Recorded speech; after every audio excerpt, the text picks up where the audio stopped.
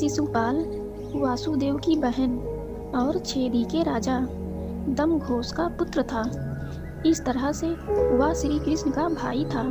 शिशुपाल का जन्म जब हुआ तो वह विचित्र था।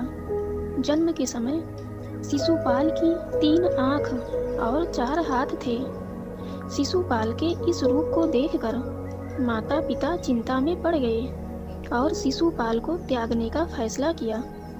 लेकिन तभी आकाशवाणी हुई, बच्चे का त्याग न करें। जब सही समय आएगा तो इस बच्चे की अतिरिक्त आँख और हाथ गायब हो जाएंगे। लेकिन इसके साथ ही यह भी आकाशवाणी हुई, जिस व्यक्ति की गोद में बैठने के बाद इस बच्चे की आँख और हाथ गायब होंगे, वही व्यक्ति इसका काल बनेगा। एक दिन भगवान श्री कृष्ण अपनी बुआ के घर आए। वहाँ शिशुपाल भी खेल रहा था। श्री कृष्ण के मन शिशुपाल को देखकर स्नेह जागा तो उन्होंने उसे गोद में उठा लिया। गोद में उठाते ही शिशुपाल की अतिरिक्त आँख और हाथ गायब हो गए। यह देख शिशुपाल के माता पिता को आकाशवाणी याद आ गई और वे बहुत भयभीत हो गए।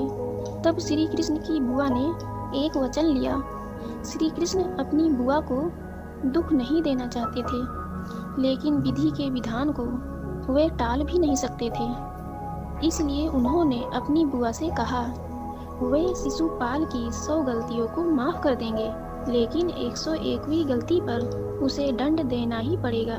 शिशुपाल रुक्मणी से विवाह करना चाहता था, लेकिन रुक्मणी भगवान श्री कृष्ण से प्रेम करती थी और उनसे ही विवाह करना चाहती थी। लेकिन रुक्मणी के भाई राजकुमार रुक्मी को रिश्ता मंजूर नहीं था। तब भगवान श्री कृष्ण रुक्मणी को महल से भगाकर ले आए थे। इसी बात से शिशुपाल भगवान श्री कृष्ण को शत्रु मानने लगा था। इसी शत्रुता के कारण जब युधिष्ठिर को युवराज घोषित किया और राजसूय यज्ञ का आयोजन किया गया, तो सभी रिश्तेदारों और प्रतापी राजाओं को भी बुलाया गया। इस मौके पर वासुदेव श्री कृष्ण और शिशुपाल को भी आमंत्रित किया गया था। यहीं पर शिशुपाल का सामना भगवान श्री कृष्ण से हो जाता है। भगवान श्री कृष्ण का युधिष्ठिर आदर सत्कार करते हैं। यह बात शिशुपाल को पसंद नहीं आई और सभी के सामने भगवान श्री कृष्ण को बुरा भला कहने लगे। भगवान श्री कृष्ण शांत मन से आयोजन को देखने लगे, लेकिन शिशुपाल लगातार अपमान करने लगा, उन्हें अपशब्द बोलने लगा। श्री कृष्ण वचन से बंधे थे, इसलिए वे शिशुपाल की गलतियों को सहन करते रहे। लेकिन जैसे ही शिशुपाल ने 100 अपशब्द पूर्ण किए और 101वां अपशब्द कहा, तब श्री कृष्ण ने सुदर्शन चक्र को आदेश दिया। सुदर्शन चक्र ने एक पल में ही शिशुपाल की गर्दन धड़ से अलग कर दी। इस प्रकार से श्री कृष्ण ने शिशुपाल का वध कर दिया।